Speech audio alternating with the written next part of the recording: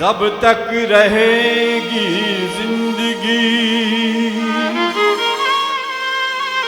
फुर्सत न होगी काम से। कुछ समय ऐसा निकाले प्रेम कर ले श्री राम से। प्रेम कर ले श्री राम से। आओ मन में बसा ले श्री राम को।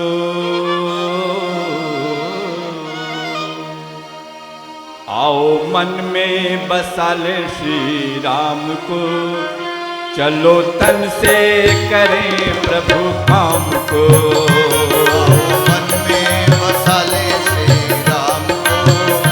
चलो तन से करें प्रभु काम को।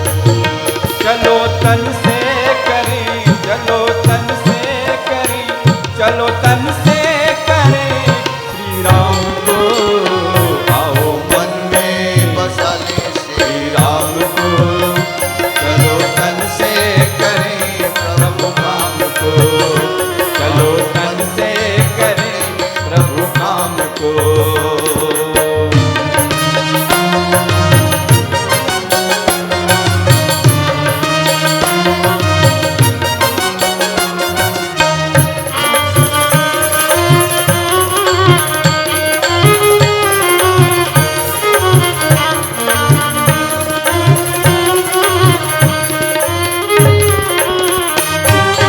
माया के चक्कर में किसने क्या पाया। माया के चक्कर में किसने क्या पाया। कि मृग तृष्णा में मन को भटकाया। मृग तृष्णा में मन को भटकाया। कि मृग तृष्णा में मन को भटकाया। अपने रथ पे बिठा ले घनश्याम को। अपने रथ पे बिठा ले घनश्याम को। चलो तन से करें प्रभु काम को। चलो तन से करें प्रभु काम को।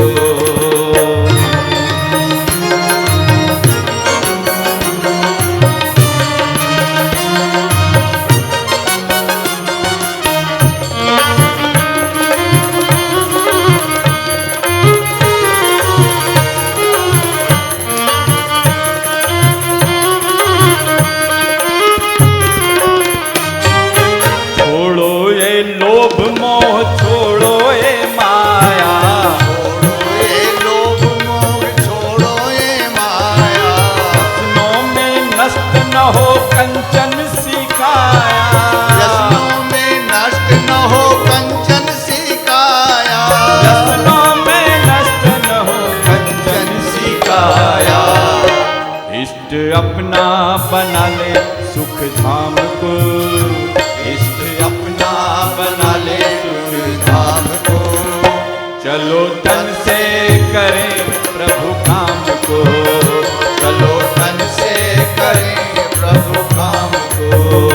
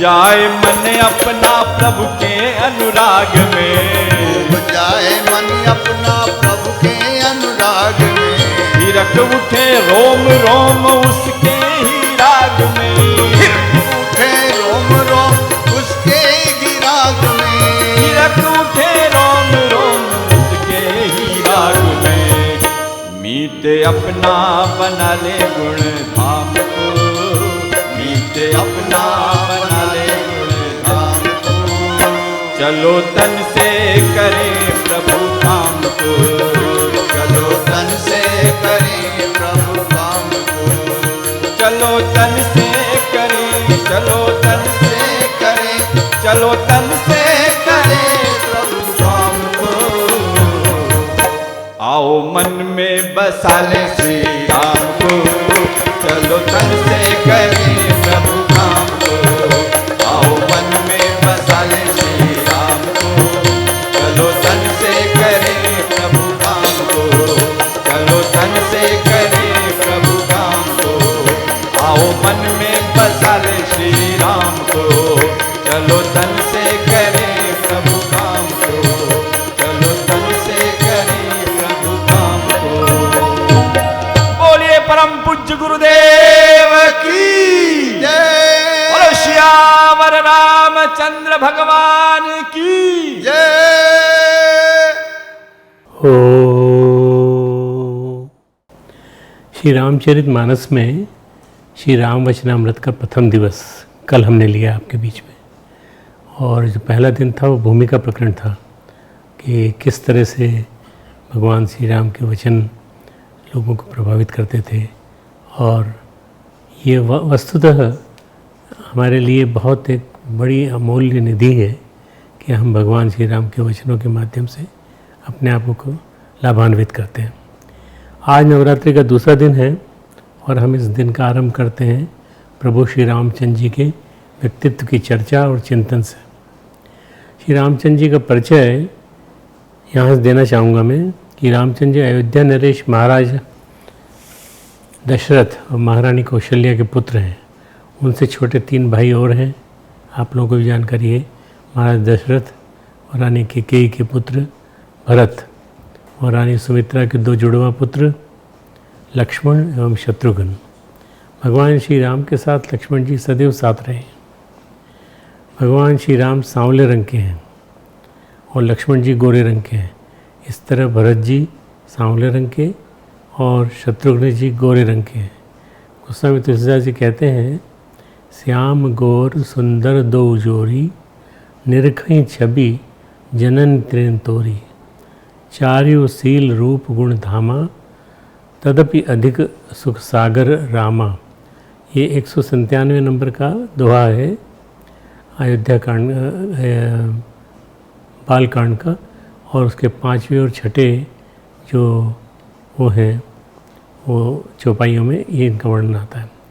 श्याम और गौर शरीर वाली दोनों सुंदर जोड़ियों की शोभा को देखकर माताएं तृण तोड़ती हैं। ये एक प्रकार की प्राचीन कालीन प्रथा है कि कहीं नज़र न लग जाए, इसलिए वो घास के कण जो हैं उसके तोड़ती हैं। यूँ तो चारों ही पुत्र शील रूप और गुण के धाम हैं, तो भी सुख के समुद्र श्री रामचंद्र जी सबसे अधिक हैं।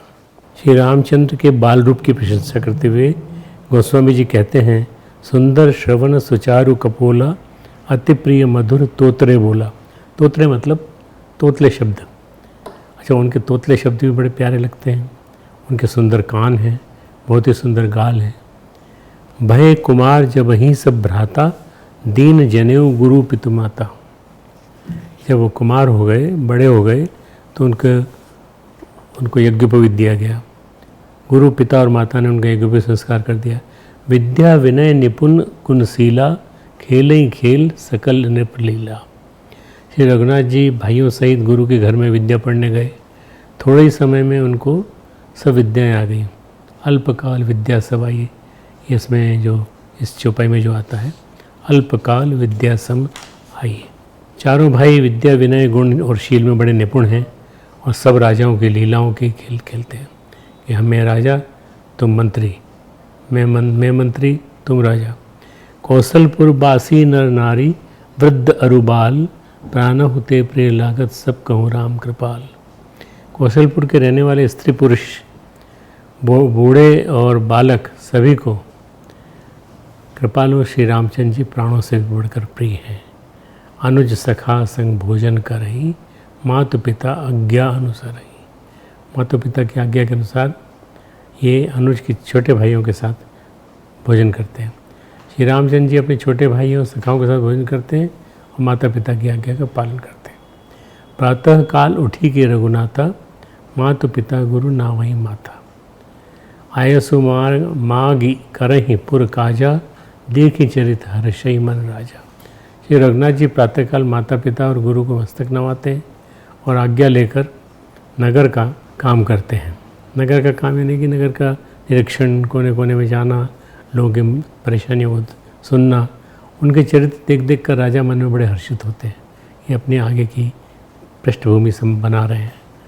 जब गाधी पुत्र विश्वामित्र यज्ञ की रक्षा के लिए महाराज दशरथ से श्री राम लक्ष्मण को मांगते हैं, तब गुरु वशिष्ठ के समझाने पर पहले तो महाराज दशरथ मानते नहीं हैं क्योंकि पुत्र मोह था उनको। तो उन्होंने कहा अपने दोनों पुत्रों को ऋषि विश्वामित्र के हवाले कर दीजिए और समझाते हैं कि अब ये ही आपके पिता हैं। उस समय उन दोनों भाइयों के चरित्र, बहुत छोटी उम्र थी, ज़्यादा बड़ी नहीं थी, 12 और 14 साल के। उस समय उन दोनों भाइयों के चरित्र के बारे में गोस्वामी तुलसीदास जी कहते हैं, पुरुष सिंह दो वीर हर्ष चले मुनि भय हरन। मुनियों के भय को मिटाने के लिए पुरुष रूपी सिंह रूपी दोनों भाई मुनि का भय हरने के लिए प्रसन्न होकर चले। कृपा सिंधु मति धीर, अखिल विश्व का हरण करन। 208वां दोहा। कृपा के समुद्र, धीर बुद्धि और संपूर्ण विश्व के कारण के भी कारण है। अरुण नयन और बाहु विशाला, नील जलज तनु श्याम तमाला। भगवान के लाल नेत्र हैं, ये बड़ी विलक्षण बात है। भगवान के हर जगह इसमें लाल नेत्र बताए हैं और रूप उनका बताया है कि वो श्याम रंग के हैं। चौड़ी छाती, विशाल भुजाएं, नील कमल और तमाल के वृक्ष की तरह श्याम शरीर, कमर में पीताम्बर, सुंदर तर्कस कसा हुआ, दोनों हाथों में क्रमशः सुंदर धनुष और बाण है। श्याम गौर सुंदर दो भाई, विश्वामित्र महानिधि पाई। श्याम और गौरवर्ण के दोनों भाई परम सुंदर, और इन दोनों भाइयों के साथ से विश्वामित्र जी को महानिधि प्राप्त हो गई। अब इसके बाद के प्रसंग हैं, मैं थोड़ा समराइज़ कर रहा हूँ यहाँ पर। ताड़का वध, मारीच सुबाहु को दंड, अहिल्या का उद्धार, जनकपुर में धनुष भंग करके सीता जी के साथ विवाह, 14 वर्ष का वनवास मिलने पर पहले चित्रकूट पर्वत पर निवास, फिर लंबे समय तक पंचवटी में निवास और वहाँ के असुरों का संहार। इस तरह उन राक्षसों को युद्ध के लिए निमंत्रण दिया। इसके बाद खरदूषण, त्रिशिरा और उनकी विशाल सेना को युद्ध में उन्होंने पराजित किया। इसके बाद लंकापति रावण द्वारा सीता हरण होने पर जब वे मुनियों के पास सीता जी की खोज में गए तो वन में अस्थियों का ढेर देखकर प्रण किया कि मैं धरती को निशाचरों से हीन कर दूंगा। अब ये उनका संकल्प है, निश्चरहीन करो मही भुज उठाए प्रणकीन। फिर वानर राज सुग्रीव से मैत्री कर वानरों की सेना के साथ समुद्र पर सेतु बनाकर लंका पहुंच गए।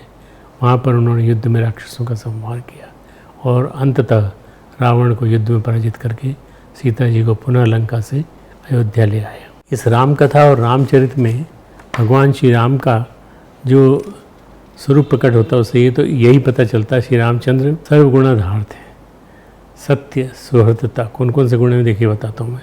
सत्य, सुहृदयता, गंभीरता, क्षमा, दया, मृदुता, शूरता, धीरता, धैर्य, निर्भयता, बिल्कुल डरना नहीं, विनय, शांति, तितिक्षा, उपरामता, नितिज्ञता, तेज, प्रेम, मर्यादा, संरक्षकता, एक पत्नी व्रत, कभी अपनी पत्नी के अलावा और किसी की तरफ निगाह भी नहीं, प्रजारंजकता, ब्रह्मण्यता, मातृपितृ भक्ति, गुरु भक्ति, जो गुरु कहें उन्हीं का आदेश मानना है, भातृ प्रेम, अपने भाइयों के लिए बहुत प्रेम, उसके भरत के लिए भी प्रेम जो उनके साथ नहीं है पर बराबर याद करते रहते हैं, सरलता, व्यवहार कुशलता, किससे क्या बात करनी है ये भी कुशलता थी। प्रतिज्ञा, तत्परता, शरणागत वत्सलता। कोई शरणागत आए तो उसको प्यार से रखना और उसकी रक्षा करना। त्याग, साधु संरक्षण, दुष्ट विनाश, निर्वैरता, किसी के प्रति कोई बैर नहीं रखना, सख्य एवं लोकप्रियता, इन सब सद्गुणों में श्री राम जी का विलक्षण विकास था। इतने गुणों का एकत्र होना विकास जगत में कहीं मिलता नहीं है। माता पिता, बंधु मित्र, सेवक प्रजा आदि के साथ उनका व्यवहार, बर्ताव एक आदर्श है। भगवान श्री रामचंद्र जी के समान मर्यादा रक्षक आज तक कोई दूसरा नहीं हुआ, इसीलिए उनको मर्यादा पुरुषोत्तम कहते हैं। पुरुषोत्तम मर्यादा से जुड़े हुए पुरुषोत्तम। श्री राम जैसी लोकप्रियता आज तक कहीं देखने में नहीं आई। अपन इतनी ज़्यादा ग्रंथ पढ़ते हैं हम लोग और इतने सारे हम लोगों के पास कथानक हैं, पर भगवान श्री राम जैसा जो वर्णन है वो किसी का नहीं मिलता। उनकी जैसी लोकप्रियता कहीं देखने में नहीं आती। मंथरा को छोड़कर उस समय ऐसा कोई भी प्राणी नहीं था जो श्री राम के व्यवहार और प्रेम के बर्ताव से मुग्ध न हुआ हो। वास्तव माता कैकेयी भी श्री राम के प्रभाव और प्रेम से सदा मुग्ध थी, पर वास्तव में राम राज्याभिषेक की बात सुनकर वो मंथरा को पुरस्कार देने के लिए प्रस्तुत हुई थी। श्री राम के गुणों पर उनको बड़ा भारी विश्वास था। वनवास भेजने के समय शत्रु बरी हुई माता कैकेयी के मुख से निकला, तुम अपराध जो गुण नहीं ताता, जननी जनक बंधु सुखदाता। राम सत्य सब जो कुछ कहो, तुम पितु मातु बचन रत आहो। हे तात, तुम अपराध के योग्य नहीं हो। तुमसे माता पिता का अपराध बन पड़े ये संभव ही नहीं है। तुम तो माता पिता और भाइयों को सुख देने वाले हो। जो कुछ तुम कह रहे हो वह सब सत्य है। तुम माता पिता के वचनों का पालन करने में तत्पर हो। ये कैकेयी ने बोला है। कब बोला है? जब उसने देखा कि दशरथ ने रोना चालू कर दिया और मंत्रा की बात लागू होने लगी। देव, मनुष्य, राक्षस और पशु पक्षी किसी का भी राम से विरोध नहीं है। यज्ञ विध्वंसकारी राक्षसों और शूर्पणखा के नाक कान काटने पर खरदूषण, त्रिशूरा, रावण, कुंभकर्ण, मेघनाद आदि के साथ जो बैर भाव और युद्ध का प्रसंग आता है उसमें भी रहस्य भरा है। वास्तव में राम के मन में उनमें से किसी के साथ वैर नहीं था। राक्षसगण भी अपने सकुटुंब उद्धार के लिए उन्हें वैर भाव से भजते थे। क्यों भजते थे? क्योंकि उनको लगता है कि इनके माध्यम से अगर हम मरें तो ज़्यादा अच्छा होगा, हम स्वर्गलोक में जाएंगे। रावण और मारीच की उक्तियों से ये बात स्पष्ट है। उस समय तुलसीदास जी कहते हैं, रावण मनी मनी विचार करता है, सुर नर असुर नाग खगमाही, मोरे अनुचर कहाँ कोई नाही। खरदूषण मोहि संबलवंता, तिनई कुमारई बिनु भगवंता। सुर रंजन भंजन मही भारा, जो ज्यों भगवंत लीन अवतारा। तो मैं जाई बेरु हट करी, और प्रभु सर प्राण तजे प्रभु भवतरं। होई भजऊँ भजन न तामस देहा। इस तामस देह से भजन कहाँ होगा? न मैं अनुष्ठान कर पाऊँगा, न मैं पुरुषरण कर पाऊँगा, न मैं जप कर पाऊँगा। जो सिद्धियाँ मिल गई सो मिल गई।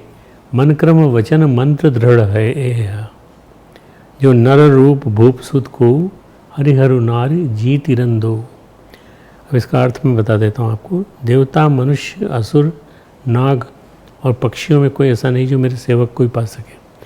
खरदूषण तो मेरे ही समान बलवान थे, उन्हें भगवान के सिवा और कौन मार सकता है।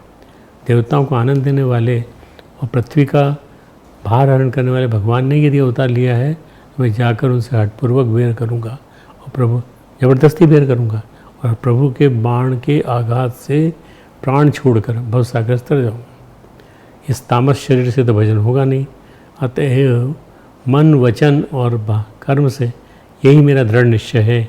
यदि वे मनुष्य रूप में कोई राजकुमार होंगे तो उन दोनों को रण में जीत कर उनकी स्त्री को हर लूँगा। मतलब ये प्लानिंग जो है जानकी को हरण करने की, उसी समय बना ली थी उसने, जब सुना उसने उनका वर्णन। गोस्वामी तुलसीदास जी कहते हैं कि जब रावण ने मारीच को स्वर्ण मृग बनकर उसका साथ देने के लिए कहा तो मारीच ने मनी मनी विचार किया, उतरु दे तुम मोहि बदब अभागे, कस न मरऊँ रघुपति सर लागे। रावण को मना करते ही वो अभागा मुझे मार डालेगा, फिर रघुनाथ की बाण लगने से क्यों न मरूं, मरना ही है तो रघुनाथ के बाण से मरूं। मैं अपने इस रावण के आघात से क्यों मरूं। मम पाछे धर धावत धरे सरासन बान, फिरी फिरी प्रभु ही विलोकहीं धन्य नमो समान। धनुष बाण धारण किए मेरे पीछे पीछे पत्थर पकड़ने के लिए दौड़ते हुए प्रभु को मैं फिर कर देखूंगा। मेरे समान धन्य कोई दूसरा ही नहीं, किसी को इतना इतना इतना अवसर नहीं मिला जैसा मुझे मिला है। ये कौन सोच रहा है? मारीच। इन सब बातों से सिद्ध होता है कि श्री राम के ज़माने में चराचर जीवों का श्री राम के प्रति जैसा आदर्श प्रेम था, वैसा आज तक किसी के संबंध में भी देखने सुनने में नहीं आया। भगवान श्री राम का ये उदात्त चरित्र उनकी वाणी से व्यक्त होता है। उनकी वाणी का श्रवण और कथन का आरंभ हम श्री रामचरितमानस के बालकांड से करेंगे। बालकांड में श्री राम के वचन, संवाद व उपदेश। यूँ तो बालकांड में शैशव अवस्था में श्री राम के संवाद नहीं है और किशोर अवस्था में बहुत थोड़े संवाद हैं। इससे स्पष्ट श्री राम बहुत कम और सार गर्भित बातें करते थे, सबकी आज्ञा मानते थे। और बालकांड में श्री राम के संवाद कम होने का एक कारण यह भी है कि इस कांड में श्री राम अपने परिवार के साथ रहे, माँ के साथ, पिता के साथ, अपने भाइयों के साथ। बड़ों का सम्मान करते थे, उनकी बातें सुनते थे, उनके आदेश की प्रतीक्षा करते थे, उनकी आज्ञा का पालन करते थे। इसलिए श्री राम के ज़्यादा संवाद बालकांड में देखने को नहीं मिलते। उनके थोड़े बहुत संवादों की शुरुआत तभी होती है जब महाराज दशरथ उन्हें ऋषि विश्वामित्र को उनके यज्ञ की रक्षा हेतु सौंप देते हैं, जहाँ वे राक्षसों का संहार करते हैं और यज्ञ की रक्षा करते हैं। यज्ञ संपूर्ण होने पर वे ऋषि विश्वामित्र जी के साथ जनकपुर आ जाते हैं, जहाँ सीता स्वयंवर का आयोजन होता है। ऋषि विश्वामित्र के साथ श्री राम लक्ष्मण के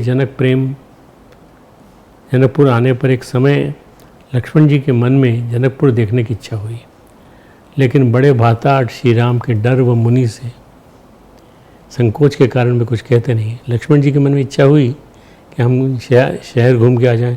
कोई भी नए नए शहर में अपन जाते हैं तो जो वाचाल चंचल छोटा भाई होता है वो चाहता है कि हम घूम के आ जाएं। उसी तरह से लक्ष्मण के मन में इच्छा हुई, लेकिन बड़े भ्राता श्री राम के डर व मुनि से संकोच के कारण वे कुछ कहते नहीं, बल्कि मन ही मन मुस्कुराते हैं। तब श्री रामचंद्र ने छोटे भाई के मन की दशा जानी और गुरु विश्वामित्र से कुछ कहने की आज्ञा मांगी। परम विनीत सकुची मुस्काई, बोले गुरु अनुशासन पाई। माँ नाथ लखनपुर देखन चाहिए, प्रभु सकोच डर प्रकट न काई। जो राउर आयसु में पावऊँ, नगर दिखाई तुरंत ले आऊँ। इसका 217 दोहा का है ये मैं आपको बताना चाहता हूँ इसका अर्थ। बोलने के लिए गुरु की आज्ञा पाकर बहुत विनम्र के साथ सब कुछ आते हुए मुस्कुरा कर बोले, हे नाथ, लक्ष्मण नगर देखना चाहते हैं, किंतु आपके डर और संकोच के कारण स्पष्ट नहीं कहते। यदि आपकी आज्ञा पाऊँ तो मैं इनको नगर दिखलाकर तुरंत ही वापस ले आऊँ। कहीं भी नई जगह जाओ तो जिज्ञासा होती है कि हम देखें, पर राम के मन में नहीं है, श्री राम के मन में नहीं है, लक्ष्मण जी के मन में है। तो लक्ष्मण जी का मन रखने के लिए उनको साथ ले आते। यह सुनकर मुनीश्वर विश्वामित्र ने प्रेम सहित वचन कहे, हे राम, तुम नीति के रक्षक हो, कैसे न करोगे नीति। हे तात, तुम धर्म की मर्यादा का पालन करने वाले और प्रेम के वशीभूत होकर सेवकों को सुख देने वाले हो। सुख के निधान दोनों भाई जाकर नगर देख के आओ। अपने सुंदर मुख दिखलाकर सब नगरवासियों के नेत्रों को सफल करो। अब इस संवाद से स्पष्ट है कि श्री राम गुरु समान ऋषि मुनियों से बात करने में कितना संकोच करते थे और बातचीत करने का अवसर मिलने पर कम से कम शब्दों में कितना मधुर व विनम्र बातचीत करते थे। नगर भ्रमण के समय जब सब बालक श्री राम जी के मनोरंगों को छूते हैं, छू के देखते हैं और पुलकित होते हैं, तब श्री रामचंद्र जी ने सब बालकों को प्रेम के वश जानकर यज्ञ भूमि आदि स्थलों की प्रेमपूर्वक प्रशंसा की। इससे बालकों का उत्साह, आनंद और प्रेम और भी बढ़ गया। वे सब बालक अपनी अपनी रुचि के अनुसार उन्हें बुलाते हैं। कोई कहता है राजा, कोई कहता है राजकुमार। दोनों भाई प्रेम सहित उनके पास चले जाते हैं। राम दिखावई अनुज ही रचना, कहमृति मधुर मनोहर वचना। 244वां दोहा। अपनी अपनी रुचि के अनुसार दोनों भाई प्रेम से उनके पास चले जाते हैं। कोमल मधुर और मनोहर वचन कहकर श्री राम जी अपने छोटे भाई लक्ष्मण को यज्ञ भूमि की रचना दिखलाते हैं। इस तरह कोमल मधुर वचन कहना श्री रामचंद्र जी की वाणी का स्वभाव है। गुरु विश्वामित्र की पूजा का समय जानकर उनकी आज्ञा से जब दोनों भाई श्री राम लक्ष्मण जी पुष्प वाटिका गए, उसी समय वहीं सरोवर के पास स्थित गिरजा जी के मंदिर में सीता जी अपनी सखियों सहित गौरी पूजन करने के लिए आई। विवाह उनका भी होना है, भगवान श्री राम का भी होना है, दोनों की मुलाकात कहीं ना कहीं तो होनी है। इसलिए हमारे तुलसीदास जी ने इसको इस तरह से रखा, कंकन किंकिनी नूपुर धुनि सुनी, कहत लखन सन राम हृदय गुनी, मानहु मदन दुंदुभि दीनी, मनसा विश्व विजय कहाँ कीनी। इसका अर्थ है कंकण यानी हाथों के कड़े, करधनी और पायजेब के शब्द सुनकर श्री रामचंद्र जी हृदय में विचार करके लक्ष्मण से कहते हैं, हे लक्ष्मण, ये ध्वनि ऐसी आ रही है मानो कामदेव ने विश्व को जीतने का संकल्प ले लिया हो और संकल्प करके डंके पर चोट मारी है। ऐसा कहकर श्री राम जी ने फिर कर उस ओर देखा, घूम कर उस ओर देखा और सीता जी के मुखरूपी चंद्रमा को निहारने के लिए उनके नेत्र चकोर बन गए। चकोर वो होता है जो चीज़ पसंद है उसको देखने की इच्छा रखता है। सीता जी की शोभा देखकर श्री राम जी ने बड़ा सुख पाया। अब सीता जी के दर्शन हो गए भगवान श्री राम को, हृदय में वे उसकी सराहना करते हैं, किंतु मुख से वचन नहीं निकलते। सिय शोभा ही वरणी प्रभु, आपनी दस विचारी, बोले सुचि मन अनुज सन, वचन समय अनुहारी।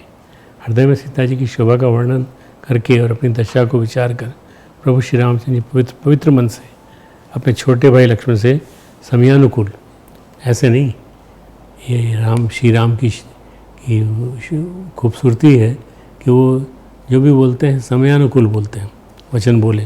तात जनक तनया यह सोई, धनुष यज्ञ जय कारण हुई, पूजन गौरी सखी ले आई, कहरत करत प्रकाश फिरई फुलवाई, जासु बिलो की अलौकिक शोभा, सहज पुनीत मोर मन क्षोभा, सो सबु कारण जान विधाता, फरकई सुबद अंग सुरभाता, रघुवंशिन कर सहज स्वभाव, मन कुपंथ पगु धरो न काओ, मोहि अतिशय प्रतीति मन केरी, यही सपने पर नारी नहरी। मैं तो कभी सपने में भी किसी पर नारी के बारे में नहीं सोचा, जिनके लहई न रिपुरन पीठी, नहीं पावई परतीय मनु डीठी, मंगन लहई न जिनके नाही, ते नर बर थोरे जगमाई। हे तात, यह वही जनक जी की कन्या है जिसके लिए धनुष यज्ञ हो रहा है। सखियाँ इसे गौरी पूजन के लिए ले आई हैं। यह फुलवाड़ी में प्रकाश करती हुई फिर रही है, जिसकी अलौकिक सुंदरता को देखकर स्वभाव से पवित्र मेरा मन क्षुब्ध हो गया है। उसका वह सब कारण तो विधाता जाने। किंतु हे भाई सुनो, मेरे मंगलदायक अंग फड़क रहे हैं। रघुवंशियों का यह सहज जन्मगत स्वभाव है कि उनका मन कभी कुमार्ग पर पैर नहीं रखता। आजकल के लड़के और आजकल के पैसे वाले लोग और उनके राजकुमार जैसे लोग कहीं तो भी अपने मतलब कहीं किसी भी लड़की को देखकर छेड़ने लगते हैं। वहाँ उस समय ये मर्यादा पुरुषोत्तम, मुझे तो अपने मन का अत्यंत विश्वास है, जिसने जागृत अवस्था के कौन कहे स्वप्न में भी पराई स्त्री पर दृष्टि नहीं डाली है। रण में शत्रु जिनकी पीठ नहीं देख पाते, अर्थात जो लड़ाई के मैदान से भागते नहीं, पराई स्त्रियाँ जिनके मन और दृष्टि को नहीं खींच पाती, और भिखारी जिनके यहाँ से कभी खाली हाथ नहीं लौटते, ऐसे श्रेष्ठ पुरुष बहुत गिने चुने हैं, संसार में थोड़े हैं। श्री राम परशुराम संवाद। सीता स्वयंवर में धनुष भंग के अवसर पर जब मुनि परशुराम अत्यंत क्रोधित हो गए, क्रोध में भरकर ये प्रश्न पूछने लगे, रे मूर्ख जनक, बता किसने तोड़ा धनुष, उसे शीघ्र दिखा, नहीं तो अरे मूढ़, आज मैं जहाँ तक तेरा राज्य है वहाँ तक की पृथ्वी उलट दूंगा। सभा में उपस्थित अन्य लोगों को भयभीत देखकर सीता जी को डरी हुई जानकर परशुराम जी से इस प्रकार बोले, नाथ शंभु धनु भंज निहारा, शिव जी के धनुष को तोड़ने वाला जो कहे वो कोई न कोई एक आपका ही दास होना चाहिए, हो ही कोई एक दास तुम्हारा, आय सुका कही मन के न मोही, सुनि रसाई बोली मुन कोई। यहाँ पर आपका क्या आज्ञा है बताइए, मुझसे क्यों नहीं कहते आप। उस समय मुनि परशुराम अत्यंत क्रुद्ध अवस्था में थे। क्रोध के कम होने तक वे बातें घुमा फिरा कर करते रहे। श्री रामचंद्र जी के कहे हुए वचनों को सुनकर क्रोधी मुनि नाराज होकर उनसे वचन बोले, सेवक वह है जो सेवा का काम करे। शत्रु का काम करके जो सेवा की बात करता है उनसे वचन बोले। इसलिए हे राम सुनो, जिसने शिवजी के धनुष को तोड़ा वह सहस्त्रबाहु के समान मेरा शत्रु है। आपको मालूम होगा कि सहस्त्रबाहु परशुराम जी ने काटे थे, इसलिए समाज को छोड़कर अलग हो जाए, नहीं तो सभी राजा मारे जाएंगे। मुनि के इन वचनों को सुनकर लक्ष्मण जी मुस्कुराए। अब देखिए लक्ष्मण जी जो हैं वो बिल्कुल नीति पुरुष हैं और अपने बड़े भाई राम का अपमान सहन नहीं करते। उनका अपमान करते हुए वचन बोलने के लगे मुनि का। इससे मुनि और क्रोधित हो गए। लक्ष्मण जी द्वारा परशुराम जी को क्रोधित करना उनके बल को उद्देश्य था, उनके बल को कम करना। जितनी बार इनको गुस्सा करेंगे ये बल कम हो जाएगा। इस बारे में गोस्वामी तुलसीदास जी कहते हैं, भृगुपति सुनि सुनि निर्भय बानी, रिस्तन जरई होई बलहानी। उन्होंने कहा कि लक्ष्मण जी की निर्भय वाणी सुन सुनकर परशुराम जी का शरीर क्रोध से जलने लगा, कांपने लगा। उनके बल की हानि हो रही थी, यानी उनका बल घट रहा था। उनके बढ़ते हुए क्रोध को शांत करने के लिए श्री राम के वचनों के बारे में गोस्वामी तुलसीदास जी कहते हैं, लखन उतर आहुति सरिस भृगुबर कोप कुसहाने, बढ़त देख जल सम वचन बोले रघुकुल भानु। परशुराम जी के क्रोध रूप अग्नि को बढ़ते हुए देखकर रघुकुल के सूरज श्री रामचंद्र जी जल के समान शांत करने वाले वचन बोले, नाथ करहो बालक परछो, सूद दूध मुख करिय न को, जो पे प्रभु प्रभाव कछु जाना, तो की बराबरी करत अयाना। जो लड़का कछ अगचरी करही, गुरु पितु मातु मोद मन भरही, करे कृपा शिशु सेवक जानी, तुम समशील धीर मुनि ज्ञानी। राम बचन सुनी कछुक चुड़ाने, कहीं कछु लखनु बहुरु मुस्काने।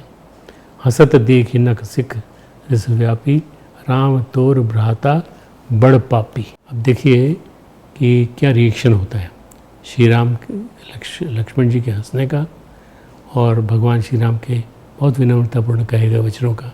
हे नाथ, बालक पर कृपा कीजिए, इस सीधे और दूध मुँह बच्चे पर क्रोध न कीजिए।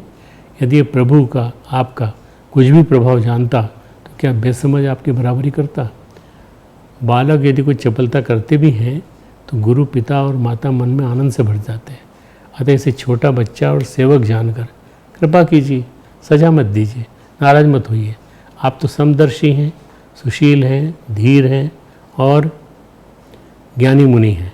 श्री रामचंद्र जी के वचन सुनकर वे कुछ ठंडे पड़े, परशुराम जी कुछ ठंडे पड़े। इतने में लक्ष्मण जी फिर कुछ कहकर मुस्कुरा दिए। उनको हंसते देखकर परशुराम जी ने के नख से शिखा तक सारी शरीर में क्रोध छा गया। उन्होंने कहा, हे राम, तेरा भाई बड़ा पापी है। श्री रामचंद्र जी ने लक्ष्मण को चुप नहीं कराया, यानी उन चुप रहने कुछ नहीं कहा।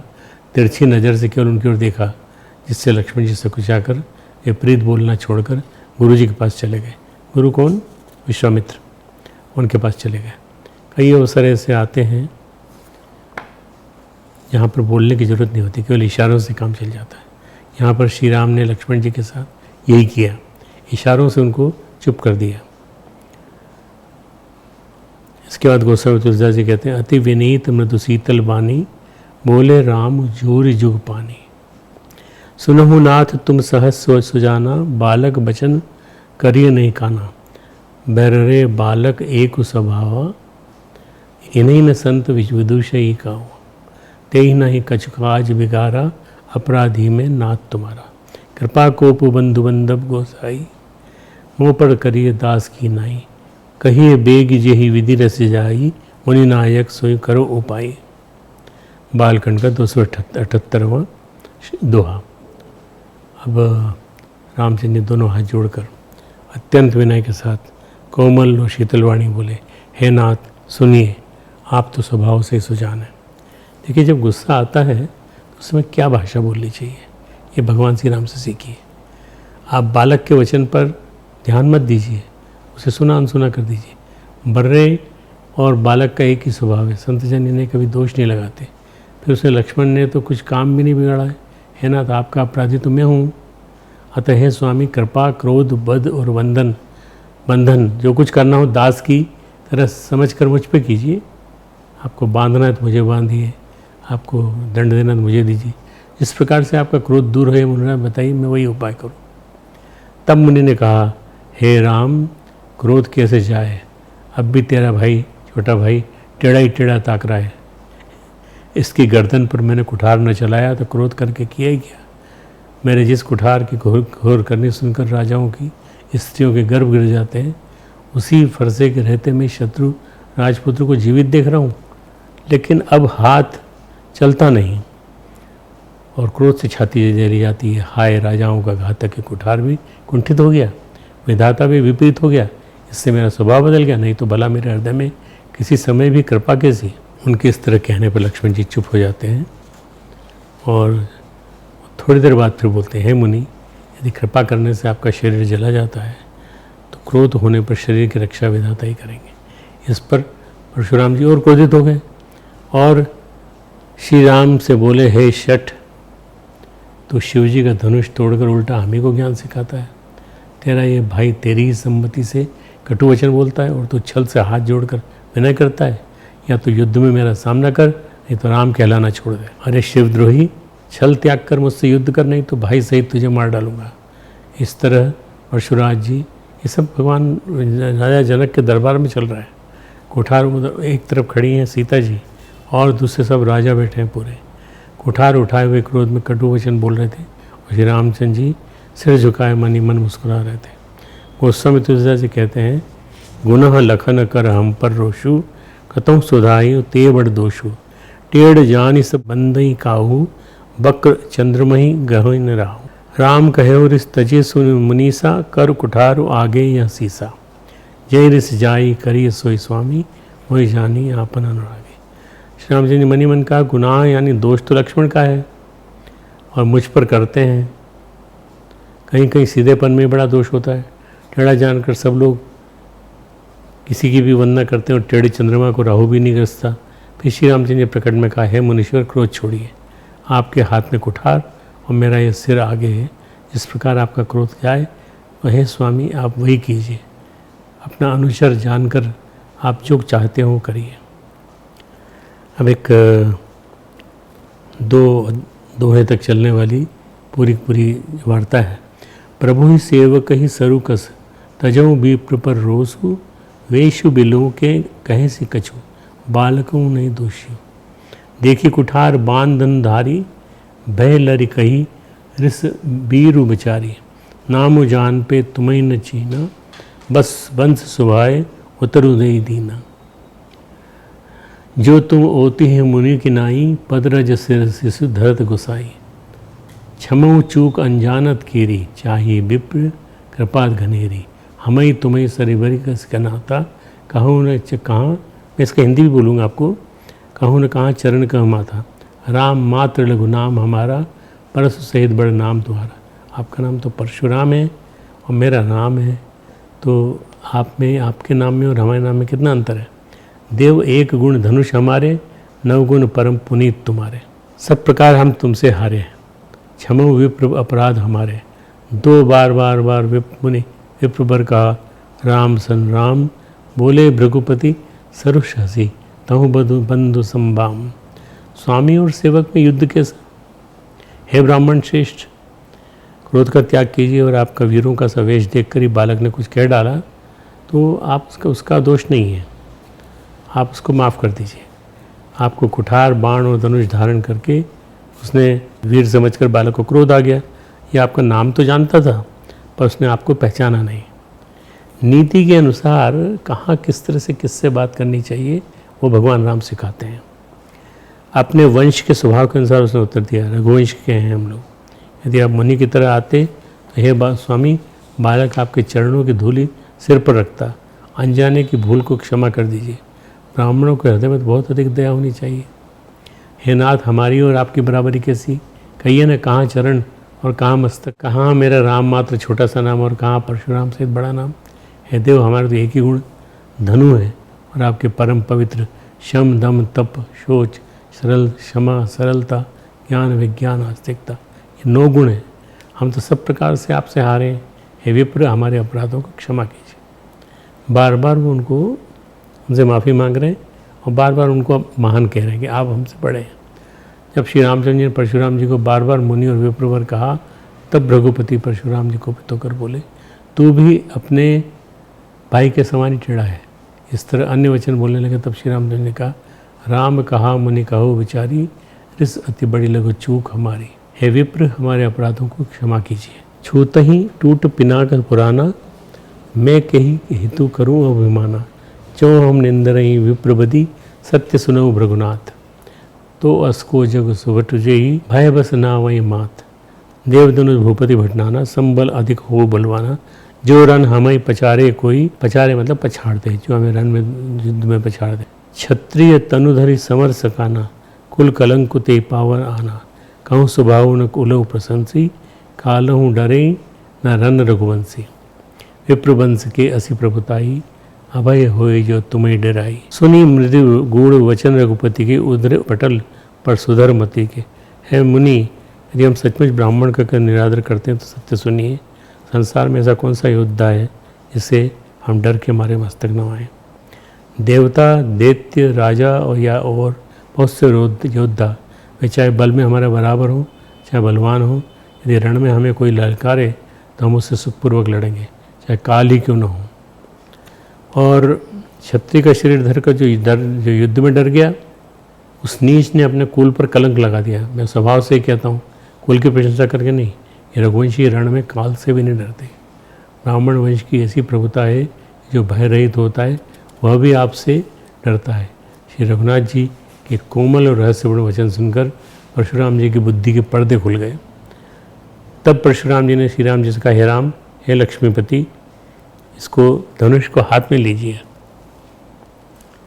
और इसे खींचिए, इससे मेरा संदेह दूर हो जाए। परशुराम जी धनुष देने लगे तो अपने आप ही चला गया। परशुराम जी के मन में बड़ा आश्चर्य भी हुआ। उन्होंने श्री राम जी का प्रभाव जाना, लेकिन उनका शरीर पुलकित तो प्रफुल्लित हो गया। इस संवाद से स्पष्ट होता है, क्रोध को क्रोध से नहीं, अपितु विवेक, विनम्रता और समझदारी से ही शांत किया जा सकता है। क्रोध के बदले किया जाने वाला क्रोध व्यक्ति की क्रोधाग्नि को और बढ़ा देता है। जिस तरह अग्नि को शांत करने के लिए अग्नि का नहीं अपितु जल का प्रयोग किया जाता है, उस तरह क्रोध रूपी अग्नि को शांत करने के लिए विनम्रता, विवेक और समझदारी का प्रयोग किया जाना चाहिए। यहाँ तक ये प्रसंग पूरा खत्म हुआ। राम परशुराम के साथ जो चर्चा हुई, श्री राम सीता विवाह के साथ श्री राम जी के अन्य तीनों भाइयों भरत, लक्ष्मण और शत्रुघ्न का भी सीता जी की बहनों मांडवी, उर्मिला और श्रुतिकीर्ति ऐसा जनकपुरी मथुरा में विवाह हो गया। लेकिन महाराज जनक ने उन्हें जाने की अनुमति नहीं दी। इस कारण कई दिनों तक महाराज दशरथ अपने पुत्रों की बारात में शामिल अयोध्यावासियों के साथ जनकपुर में निवास करते रहे। वहाँ उनकी की जाने वाली सेवा का आनंद लिया। तब एक दिन सुअवसर जानकर श्री रामचंद्र जी शील, स्नेह और संकोच भरी वाणी से बोले राम सुअवसर जान, यानी शील स्नेह सकुचमय बानी। राऊ अवधपुर चहत सिधाए, विदा होन हम कहाँ बटाए। मातु मुदित मन आयुष देही, बालक जानी करब नित नहीं। सुनत वचन बिलखेव रनिवासु, बोले न सकई प्रेमवश सासु। प्रेमवश सासू जी बोल नहीं पाई कुछ। महाराज अयोध्यापुरी को चलना चाहते हैं, उन्होंने हमें विदा होने के लिए भेजा है। हे माता, प्रसन्न मन से आज्ञा दीजिए, हमें अपने बालक जानकर सदा स्नेह बनाए रखिएगा। इन वचनों को सुनते ही रनिवास में उदासी आ गई। सासुएं प्रेमवश बोल नहीं सकती। जनकपुरी से अयोध्यापुरी आने पर श्री रामचंद्र से उनकी माताएं अत्यंत लाड़ करने लगीं। उनसे भयानक राक्षसी ताड़का वध, दुष्ट मारीच, सुबाहु, अन्य सहायकों के साथ किए जाने वाले युद्ध, अहिल्या उद्धार, धनुष भंग प्रसंग और विवाह संबंधी बातों को पूछने लगी। तब गोस्वामी जी कहते हैं, राम प्रतोषी मातु सम, कही विनीत मरवेन, सुमिर शंभु गुरु विप्रपद, ये नींद बस नैन। विनय भरे उत्तम वचन कहकर श्री रामचंद्र अपनी तारीफ नहीं करते कभी भी भगवान राम, वो कह रहे हैं कि विनय भरे उत्तम वचन कहकर कि सब आपकी कृपा है। ये दोहा 357वां है। श्री रामचंद्र जी ने सब माताओं को संतुष्ट किया। फिर शिव जी गुरु और ब्राह्मणों के चरणों का स्मरण कर नेत्रों को नींद के वश किया, अर्थात वे सो गए। अब ये कलाकारी से लिखी जाने वाली लेखनी है तुलसीदास जी की, जो उन्होंने कहा है कि वे ब्राह्मणों के चरणों का स्मरण करके, गुरु का स्मरण करके, भगवान शिव का स्मरण करके नेत्रों को नींद के वश किया, सो गए। प्रकट है कि बालकांड में श्री राम का परिजनों के साथ जो संवाद हुआ उसमें उनकी वाणी मृदु, विनम्र, संकोची व आज्ञा अनुसरण करने वाली है।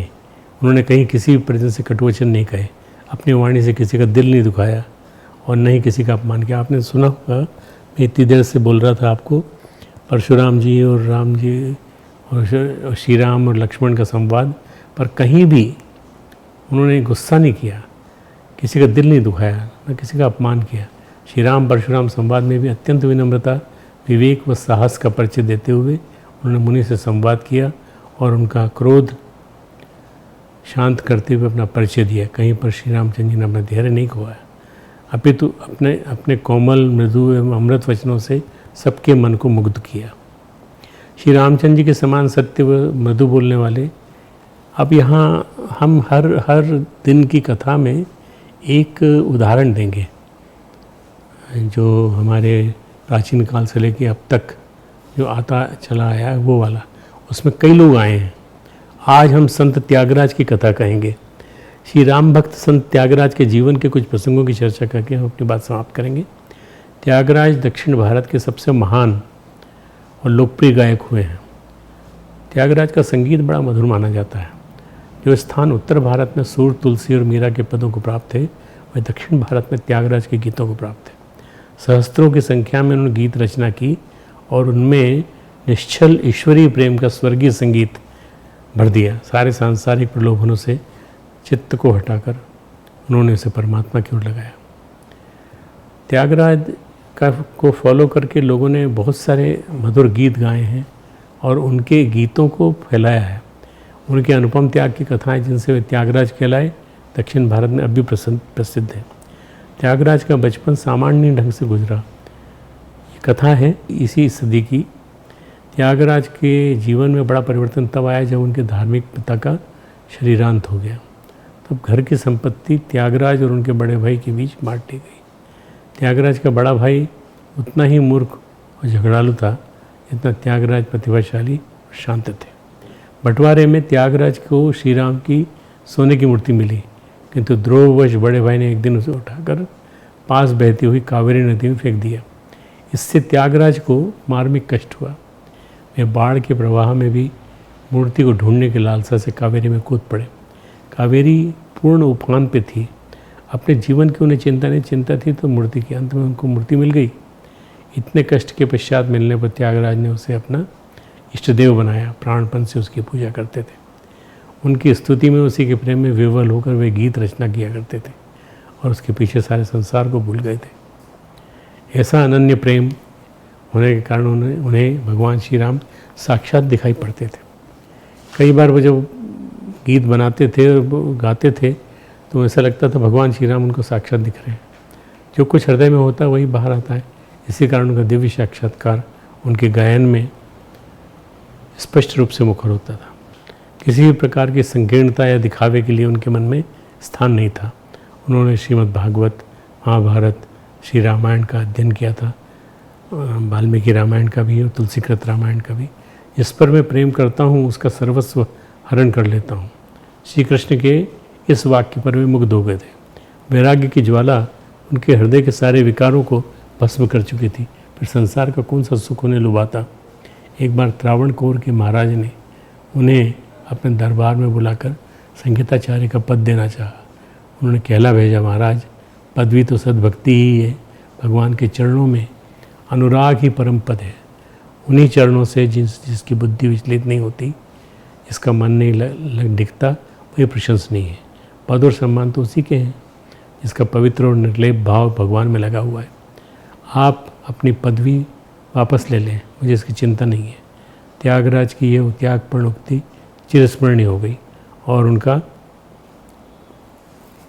यह पद दक्षिण भारत में आज भी बहुत प्रसिद्ध है। कहते हैं एक बार तंजौर के महाराज ने अपना दूत भेजकर उन्हें दरबार में बुलाया। उनकी इच्छा ऐसे पद सुनने की थी जिनमें स्वयं उनकी गुणगाथा गाई गई हो महाराज की। तो उन्होंने राजदूत से कहा, धिक्कार है भूमि या स्वर्ग आदि द्रव्य को, यदि उन्हें ही मैं मूल्यवान समझता तो श्री राम की सोने की मूर्ति बेचकर मैं माला माल हो जाता, दुनिया के सारे सुख भोग मेरे हाथ में होते। मेरा मन ऊपर के सुनहले रंग पर नहीं रीझ सकता, वह तो रीझा है अंतस के दिव्य स्वरूप पर, जहाँ अंदर मेरे प्यारे राम हैं। उनके मोह में फंसकर मैंने उनकी सोने की मूर्ति नहीं बेची। उन्हें छोड़कर मैं किसी धनाभिमानी राजा को प्रसन्न नहीं कर सकता। यह सुनकर राजदूत अपने स्थान को लौट गया। 88 वर्ष की उम्र में जब इन्हें भगवान ने स्वप्न में दर्शन देकर संन्यास लेने और शरीर छोड़ने के लिए कहा, तब भगवान के कहने पर अंतिम समय में उन्होंने संन्यास लिया। अत्यंत कृतज्ञतापूर्वक पद गाकर महासमाधि में लीन हो गए। पद गाते गाते ही महासमाधि में चले गए। इन्हीं का स्वच्छ और भक्तिपूर्ण हृदय दक्षिण की संगीत विद्या का स्थायी उन्नायक बना। वह संगीत विद्या जो अब भी भारतवर्ष के प्राचीन गौरव की मुख्य प्रतिनिधि मानी जाती है, उसे स्थापित करने में इनकी महत्वपूर्ण भूमिका थी। त्यागराज ने दक्षिण भारत का में संगीत की स्थापना की और वो संगीत ही आजकल जो हम सुनते हैं दक्षिण भारत का, तो उन्हीं के माध्यम से। प्रभु श्री राम के वचनों में उनके व्यक्तित्व की प्रभाव प्रकाश है। यही उनके भक्तों में प्रकट होता है। इसी में पारिवारिक एवं सामाजिक जीवन के सभी आदर्श निहित हैं। जो कम्युनिकेशन स्किल जानना और सीखना चाहते हैं, उन्हें प्रभु श्री राम की सार गर्भित वाणी के सार को समझना चाहिए। यह जानने की कोशिश करनी चाहिए कि विनम्रता हमारे व्यक्तित्व को प्रेरक और प्रभावशाली बनाती है। जैसे भगवान श्री राम की विनम्रता। बोलते समय वाणी केवल शब्द नहीं होती, बल्कि ध्वनि, लय, हाव भाव का समुच्चय होती है, जिसे सुनकर सुनने वालों की चेतना प्रेरित, प्रवर्तित, परिवर्तित व रूपांतरित होती है। ऐसे ही तो हैं अपने प्रभु श्री राम। आज की बात यहाँ समाप्त। हमारे YouTube चैनल शांति कुंज वीडियो गायत्री परिवार को सब्सक्राइब करें एवं बेल आइकन जरूर दबाएं ताकि गायत्री परिवार की विभिन्न गतिविधियों की जानकारी आपको मिलती रहे।